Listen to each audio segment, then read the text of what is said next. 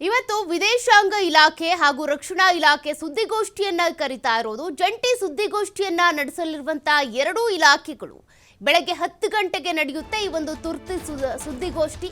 ಈ ಸುದ್ದಿಗೋಷ್ಠಿಯಲ್ಲಿ ಪಾಕಿಸ್ತಾನ ಹಾಗೂ ಭಾರತದ ದಾಳಿಯ ಕುರಿತಾಗಿ ಮಾಹಿತಿಯನ್ನ ನೀಡುತ್ತೆ ಎರಡೂ ಇಲಾಖೆಗಳು.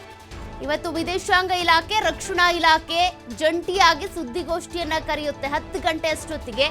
ಆ ಸಂದರ್ಭದಲ್ಲಿ ಯುದ್ಧ ಏನ್ ನಡೆಯಿತು, ಎಷ್ಟು ಸಮಯದವರೆಗೆ ಯುದ್ಧ ನಡೆದಿದೆ, ಏನೇನಾಗಿದೆ, ಯಾವ್ಯಾವ ಪ್ಲೇಸಸ್ಗಳ ಮೇಲೆ ಅಟ್ಯಾಕ್ ಮಾಡಲಾಯಿತು, ಪಾಕಿಸ್ತಾನದಿಂದ ಯಾವ ರೀತಿಯಾಗಿ ಅಟ್ಯಾಕ್ ಮಾಡಿದ್ರು, ಅದಕ್ಕೆ ಪ್ರತಿದಾಳಿಯನ್ನ ಹೇಗೆ ಭಾರತ ಕೊಟ್ಟಿದೆ, ಅದೆಲ್ಲದ್ರ ಬಗ್ಗೆ ಕೂಡ ಮಾಹಿತಿಯನ್ನ ಕೊಡ್ತಾರೆ. ಇವತ್ತು ವಿದೇಶಾಂಗ ಇಲಾಖೆ ಹಾಗೂ ರಕ್ಷಣಾ ಇಲಾಖೆ ಜಂಟಿಯಾಗಿ ಸುದ್ದಿಗೋಷ್ಠಿಯನ್ನ ನಡೆಸ್ತಾರೆ.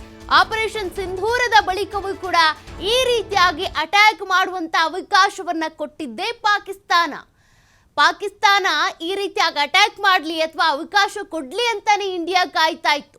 ನಮ್ಮ ಹತ್ರ ಎಲ್ಲವೂ ಸಾಮರ್ಥ್ಯ ಇದ್ರೂ ಕೂಡ ಯಾತಕ್ಕಾಗಿ ವೈಟಿಂಗ್ ಅಲ್ಲಿ ಇದ್ರು ಅಂತ ಅಂದ್ರೆ, ನೀವು ಅವಕಾಶ ಕೊಡಿ, ನಾವೇ ದಾಳಿ ಮಾಡಬೇಕು ಅನ್ನುವಂಥದ್ದಿಲ್ಲ, ಅದು ಅಮಾನವೀಯ ಆಗುತ್ತೆ. ನೀವು ಈ ರೀತಿಯಾಗಿ ಕೆದ್ಕೊಂಡು ಬರ್ತೀರಾ, ಕಾಲ್ ಕೆದರ್ತೀರಾ ಅಂದಾಗ ದಾಳಿ ಮಾಡಲೇಬೇಕು. ಭಾರತದ ಯುದ್ಧದ ದಾಳಿಗೆ ಪಾಕ್ಗೆ ನಡುಕ ಶುರುವಾಗಿದೆ. ಪಾಕ್ ಪ್ರಧಾನಿ ಶಹಬಾಜ್ ಶರೀಫ್ ಗಡಗಡ ರಾತ್ರಿನೇ ಎಲ್ಲೋ ಶಿಫ್ಟ್. ಈಗ ಇಸ್ಲಾಮಾಬಾದ್ನ ಮನೆ ಬಳಿಯೇ ಭಾರತದ ಡ್ರೋನ್ ದಾಳಿ ಆಯಿತು. ಹಾಗಾಗಿ ಸಮೀಪದಲ್ಲೇ ಆಗಿದ್ರಿಂದ, ಪ್ರಧಾನಿ ಮನೆಯ 20 ಕಿಲೋಮೀಟರ್ ದೂರದಲ್ಲೇ ಡ್ರೋನ್ ದಾಳಿ ಆಗಿದ್ರಿಂದ ಪುಣ್ಯಾತ್ಮ ಎಲ್ಲೋದ್ರೋ ಗೊತ್ತಿಲ್ಲ. ಹೀಗಾಗಿ ಬಂಕರ್ನಲ್ಲಿ ಅಡಗಿ ಕೂತಿರುವಂತ ಶಂಕೆ ವ್ಯಕ್ತವಾಗ್ತಾ ಇದೆ. ಭಾರತ ಮಾಡ್ತಾ ಇರುವಂತ ಪ್ರತಿ ದಾಳಿಗೆ ನಡುಕ ಶುರುವಾಗಿರೋದು ಶಹಬಾಜ್ ಶರೀಫ್ಗೆ. ನಾವ್ ಯಾವುದೇ ರೀತಿಯಾಗಿ ಪೆಹಲ್ಗಾಮ್ ಮೇಲೆ ಅಟ್ಯಾಕ್ ಮಾಡಿಲ್ಲ, ಪಾರದರ್ಶಕ ತನಿಖೆಯನ್ನ ನಡೆಸಿ ಅಂತ ಸವಾಲ್ ಹಾಕಿದಂತ ಪಾಕಿಸ್ತಾನದ ಪ್ರಧಾನಿ ಬಳಿಕ ಈ ರೀತಿ ನೋಡಿ ಅಟ್ಯಾಕ್ ಆಯಿತು ಪಾಕ್ ಕಡೆಯಿಂದ, ನಂತರದಲ್ಲಿ ಭಾರತದ ಕಡೆಯಿಂದ ಅದಕ್ಕೆ ಪ್ರತಿದಾಳಿ ಆಯಿತು. ಪಾಕಿಸ್ತಾನವನ್ನ ಕಾಪಾಡಬೇಕಾಗಿದ್ದಂತ ಪ್ರಧಾನಿ ತನ್ನ ಜೀವ ಉಳಿದ್ರೆ ಸಾಕಪ್ಪ ಅಂತ ಮನೆಯಿಂದ ಎಸ್ಕೇಪ್ ಆಗಿ ಅಡಗು ತಾಣದಲ್ಲಿ ಅಡಗು ಕೂತಿದ್ದಾರೆ ಅನ್ನೋದು ಗೊತ್ತಾಗ್ತಾ ಇದೆ. ಎಲ್ಲಿದ್ದಾರೆ ಏನ್ ಕತೆ ಗೊತ್ತಿಲ್ಲ. ಕಾರಣ ಅವರ ಮನೆಯ ಸಮೀಪದಲ್ಲೇ 20 ಕಿಲೋಮೀಟರ್ ದೂರದಲ್ಲೇ ಡ್ರೋನ್ ದಾಳಿ ಆಗಿರೋದು. ಹೀಗಾಗಿ ಪಾಕಿಸ್ತಾನದ ಪ್ರಧಾನಿ ಶಹಬಾಜ್ ಶರೀಫ್ಗೆ ನಡುಕ ಶುರುವಾಗಿದೆ. ಎಲ್ಲೋಗಿದ್ದಾರೆ, ಏನ್ ಕತೆ ಏನಿಲ್ಲ.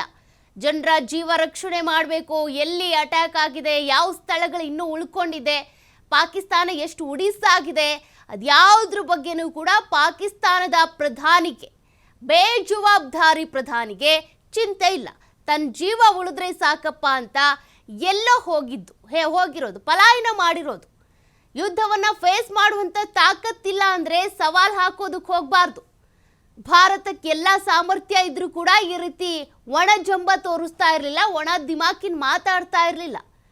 ಭಾರತ ಸೇನೆ ಮಾತಾಡಲಿಲ್ಲ, ಮಾಡಿ ತೋರಿಸಿದ್ದು.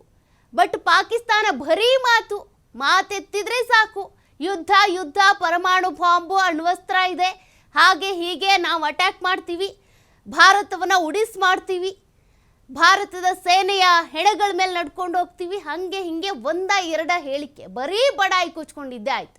ಬಟ್ ಈಗ ಪಾಕಿಸ್ತಾನದ ಪ್ರಧಾನಿ ಶಹಬಾಜ್ ಶರೀಫ್ ಎಲ್ಲಿ?